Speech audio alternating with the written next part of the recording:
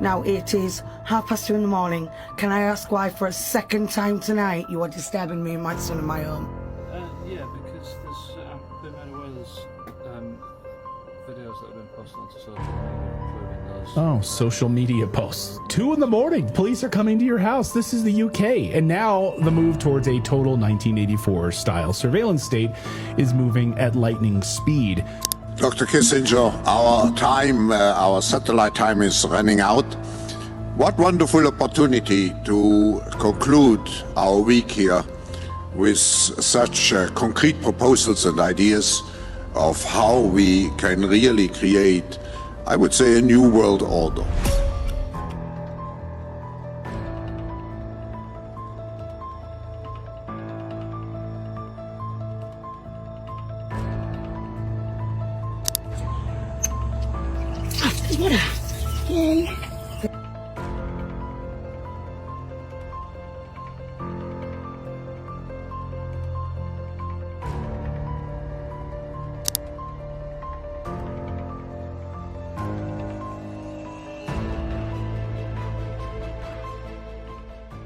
What's up, cool people? Welcome and welcome back to my channel.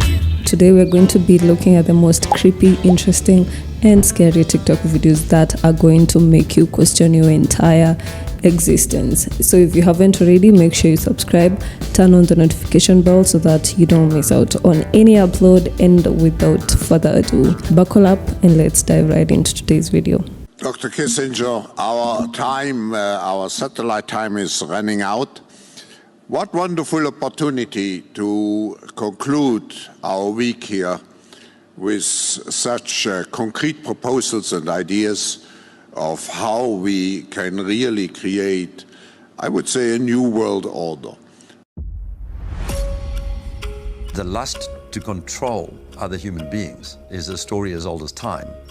There's a very strong drift in the direction of globalization, of the ultimate centralization of control in the hands of unelected officials at supranational organizations.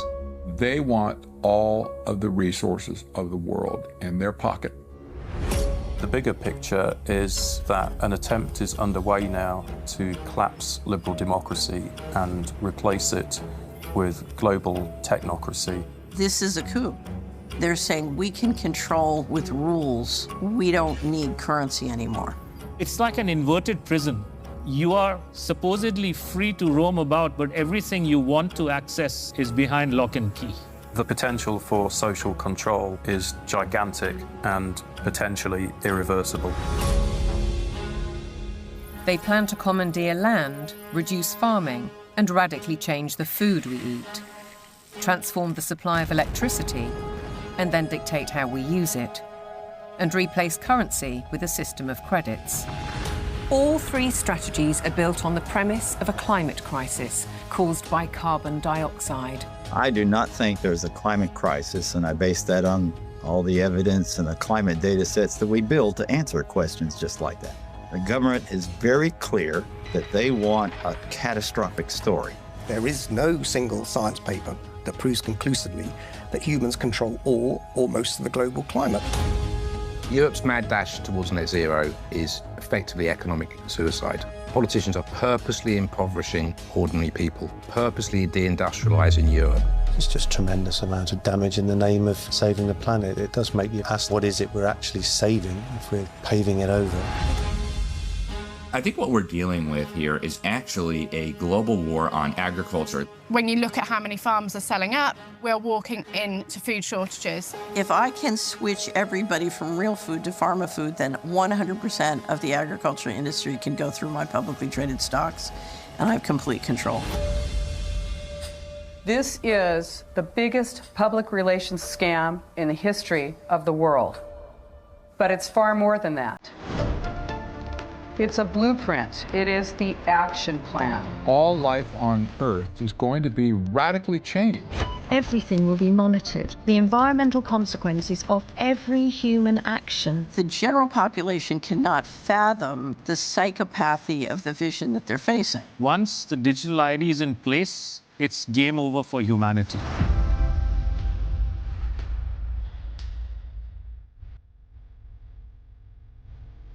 This is crazy. This is, yo. Wow. The very idea of human being some sort of natural concept is really going to change. Our bodies will be so high tech, we won't be able to really distinguish between what's natural and what's artificial. Inside our own heads is the most complex arrangement of matter in the known universe. You might ask yourself, can we get to be superhumans?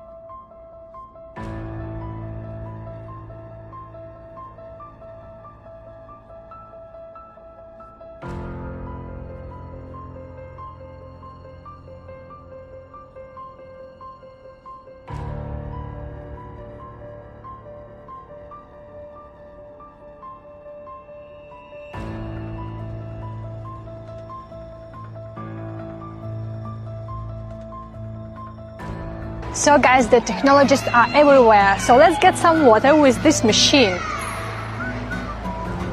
For example, we get some... What would you like to drink? Let's get some water simply. You press this one. No phone, no cash required. Simply press, scan your face and get your bottle of water.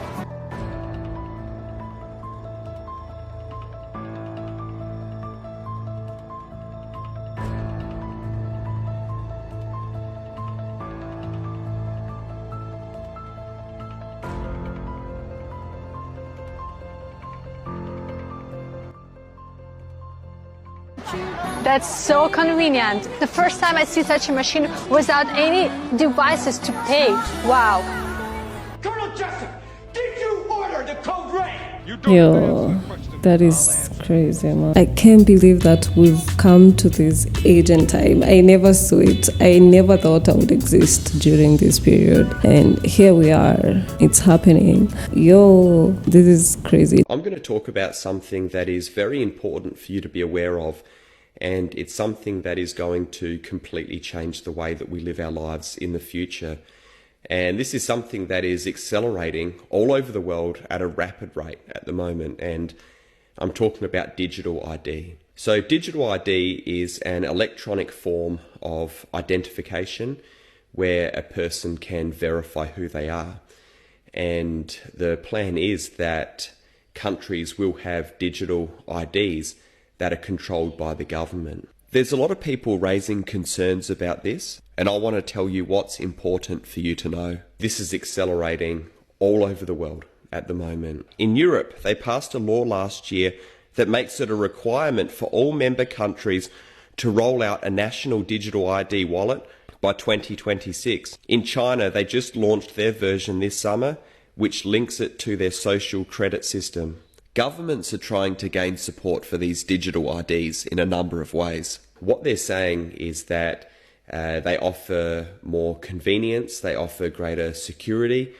They're also a way to stop problems that are taking place with illegal immigration. They're always going to try to sell you these benefits of something like this, but there are a number of concerning things that need to be addressed. What's interesting is that the United Nations have made it one of their goals, legal identity for all by 2030. And who are the people funding it? The World Economic Forum and the World Bank. This government will make a new free-of-charge digital ID mandatory for the right to work by the end of this Parliament. Let me spell that out. You will not be able to work in the United Kingdom if you do not have digital ID. Although something like this provides convenience, security, the very functions that allow for that also allow for levels of control that we've never seen before. The ability for surveillance to be able to track and control every movement of every person. And the reason why we should be concerned is because what this digital ID can actually allow is for some very serious consequences. Now imagine that you have this digital ID and linked to it are all of your accounts, your bank accounts, services, even your social media accounts. And the government has control over all of this.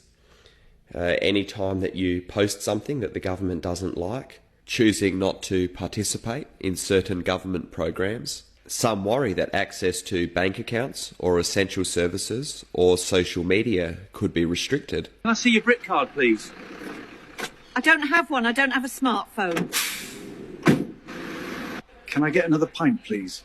Sorry, sir. Your Brit card says you've exceeded your alcohol quota for this week. Sorry, sir. Your Brit card says you've already flown twice this year. We're having to restrict passengers with higher than average emissions profiles. Sorry, I'm afraid your funds have been temporarily frozen. Your recent social media post did not align with the government's narrative. Sorry, I'm afraid your Brit card says you cannot purchase any more meat this week as part of our commitment to achieving net zero. I've just logged in using my Brit card and it's saying I've already had 3 hours of internet today and it's locked me out. A petition went out in the UK for people to sign for those who don't want this digital ID, and 2.8 million people have already signed it, but it looks like the government will simply ignore this. I want to make people aware of this because it's important to be aware. This isn't a political channel. I know that there are people who aren't interested in the political side of things, but this is something that's going to affect everyone. And we certainly shouldn't be unaware of the schemes of the enemy as he operates in this world. Arresting more people for social media posts overnight. A woman awakened at 2 a.m. to find police at her door once again. She's not the only one. Over social media posts that she's made. Fortunately, I don't think she was arrested this time, but watch out.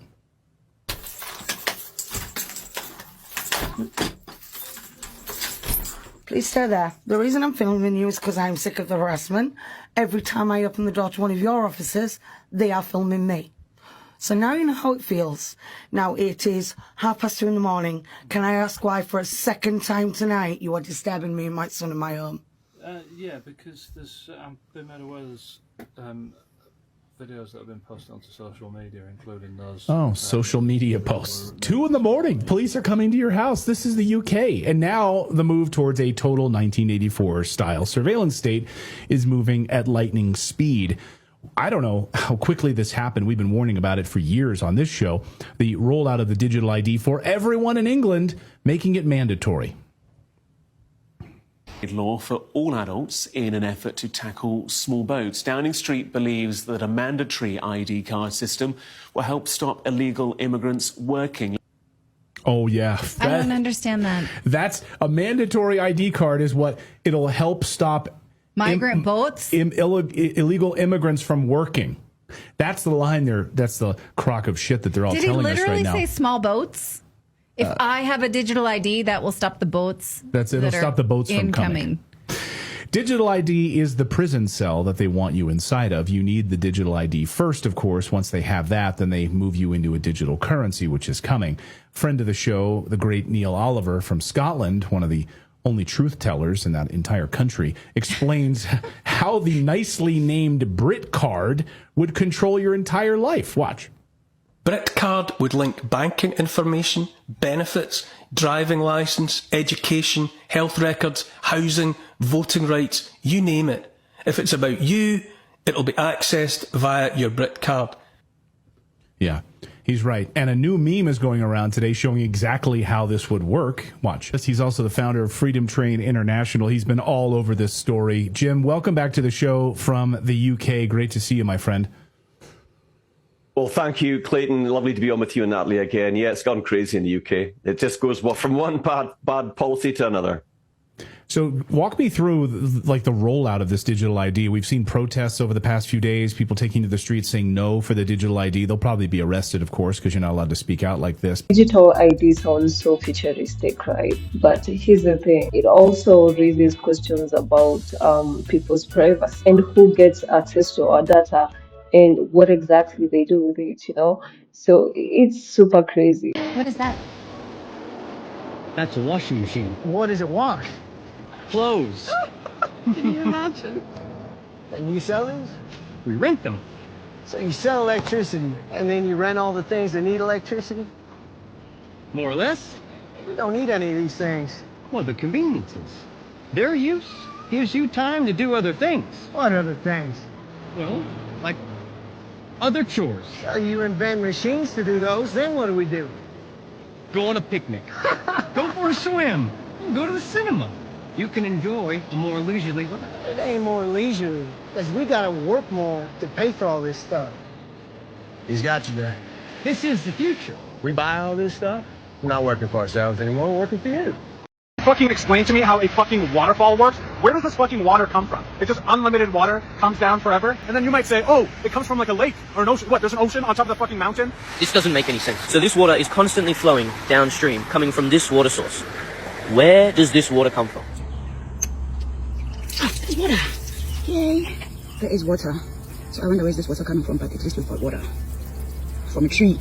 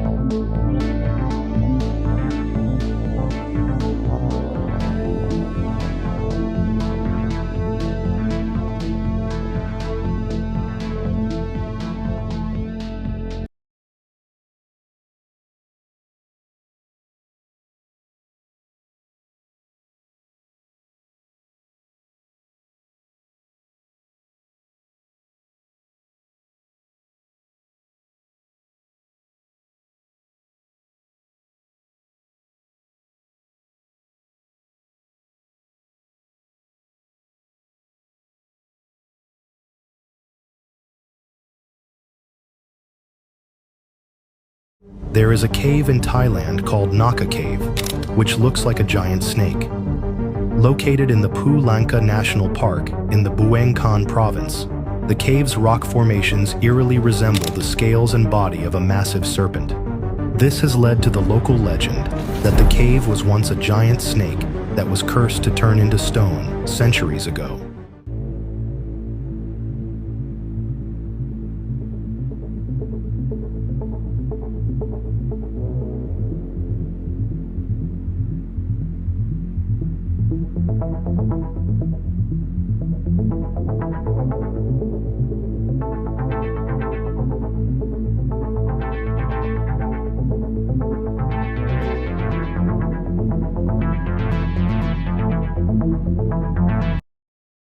Things that petrify very quickly. We've got some examples here on the table of things that petrify very quickly. I'll show you those in a second. Here's a picture of a petrified water wheel.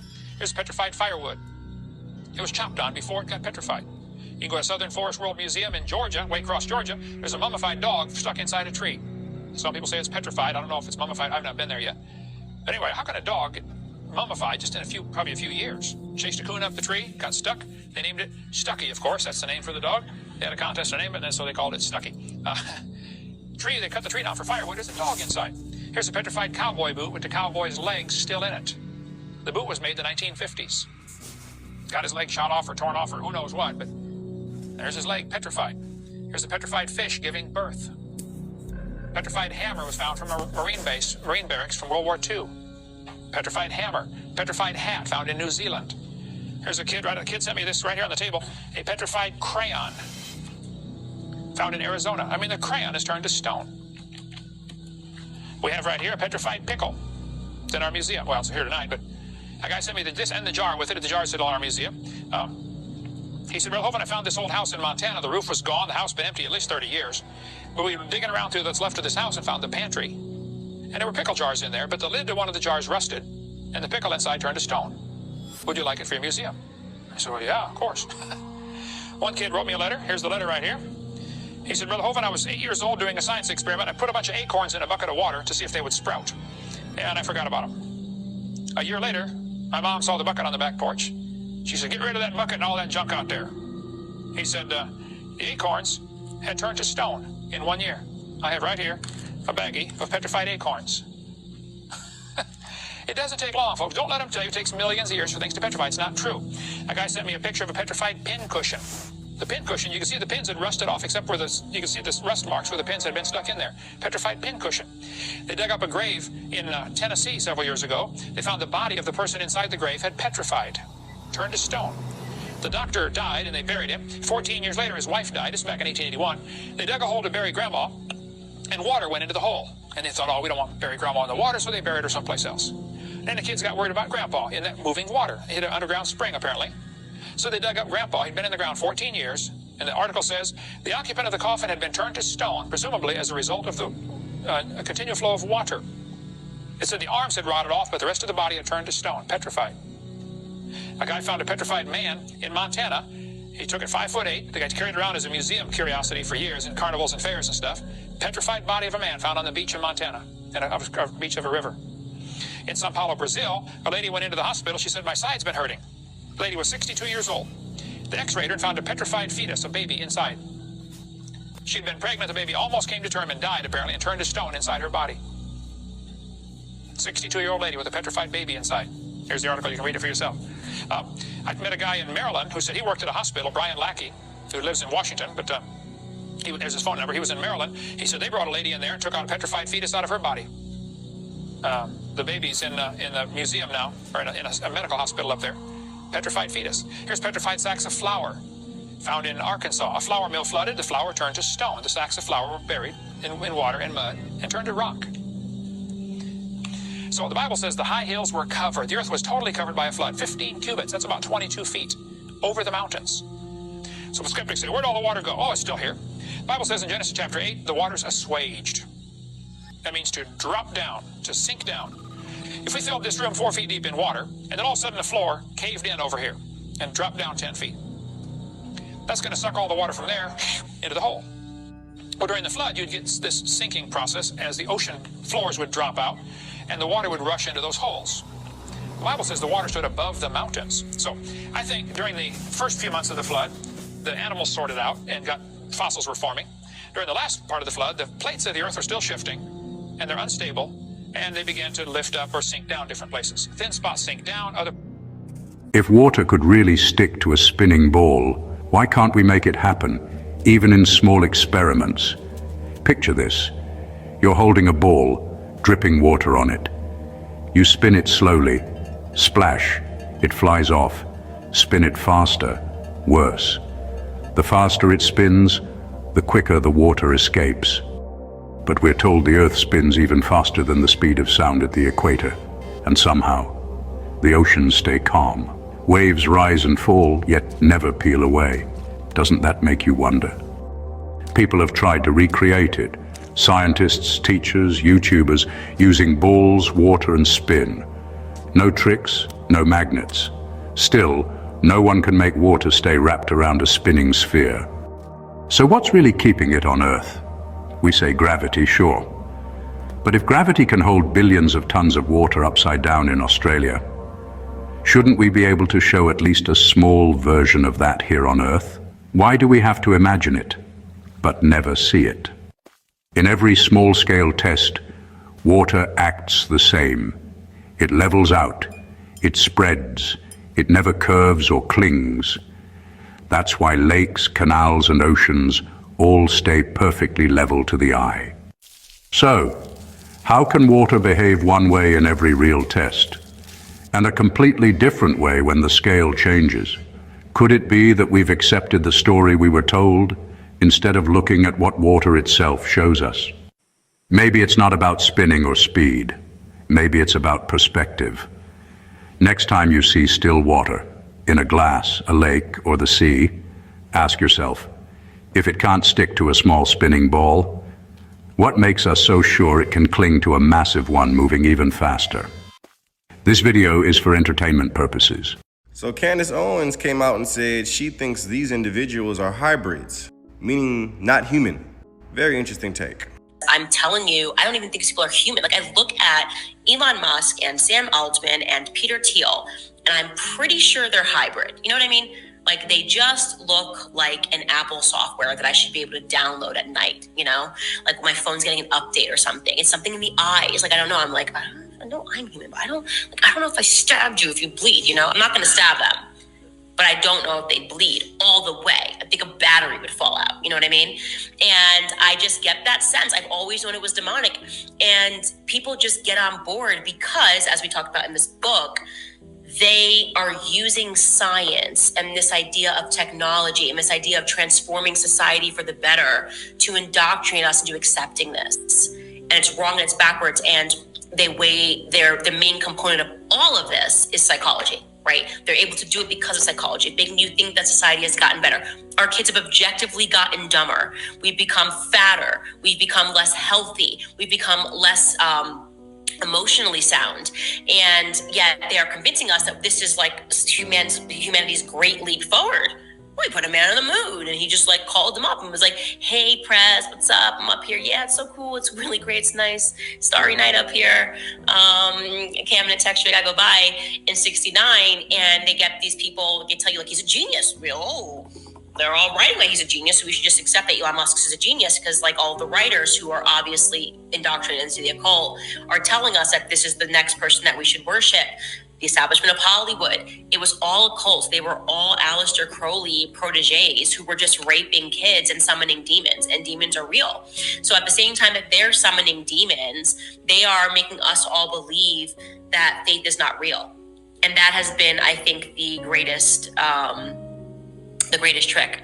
So I said it before, I'll say it again. Either Candace is on to something or she's losing her mind. That's it. It's one of the two. Start a productive day.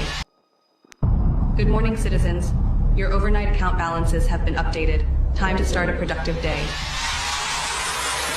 Final notice, your account balance is below 500. You need 50 credits by the end of the day to avoid automatic eviction. If you have missed work due to illness, you must provide a doctor's note to reclaim your credits.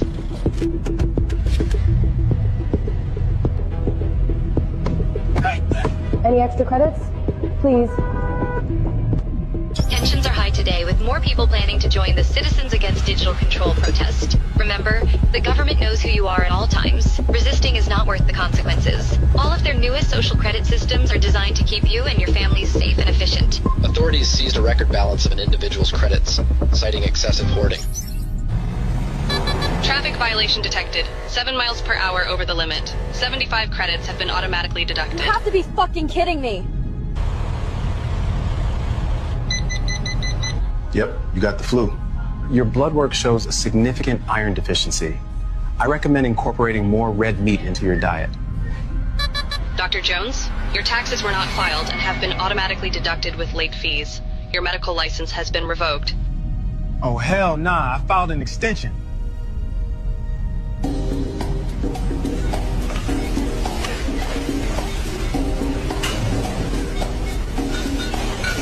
Purchase denied.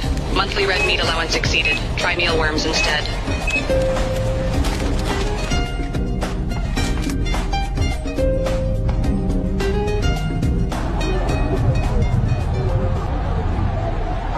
Can you guys please let me through? Attention. Unauthorized political gathering detected. Participants' access to financial services has been suspended.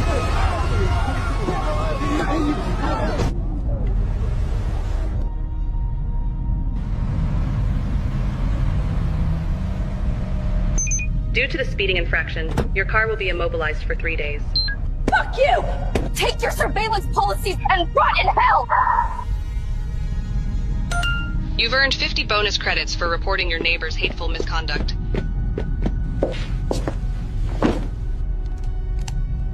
This content exceeds your current social credit tier.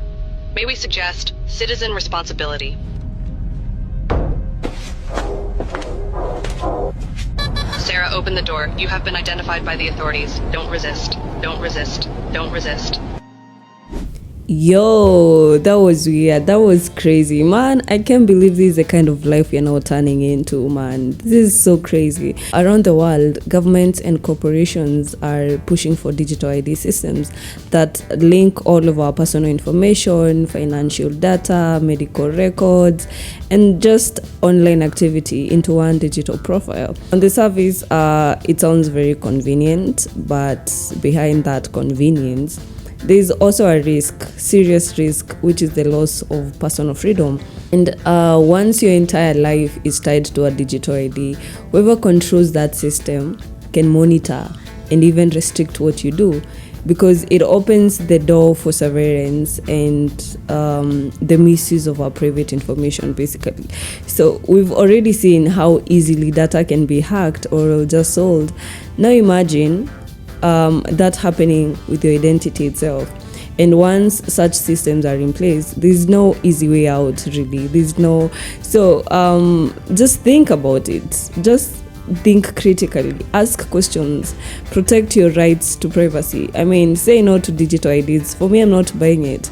It's not because I'm rejecting progress, and it's not because we are rejecting progress as worldwide, but it's because true progress happens when there's also respect for human rights and our independence and our freedom to live without constant oversight or without the paranoia that the government is coming to get you. I mean, it takes away your freedom as a human being on this planet, because I know this planet is free. We're not supposed to be doing all that extra stuff, And the fact that they're saying it's mandatory, that's the scary part, So let me know what you think about this whole digital ID saga. Let me know, do you vote for it?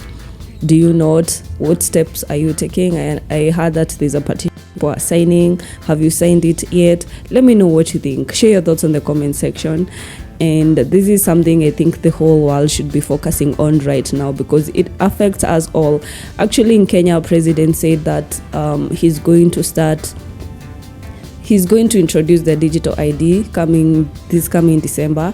So I want the whole world to be aware of what's going on. Wake up, people. I mean, it's happening. It's time. The one world order is happening, guys. But yeah, take care. Let me know what you think in the comment section.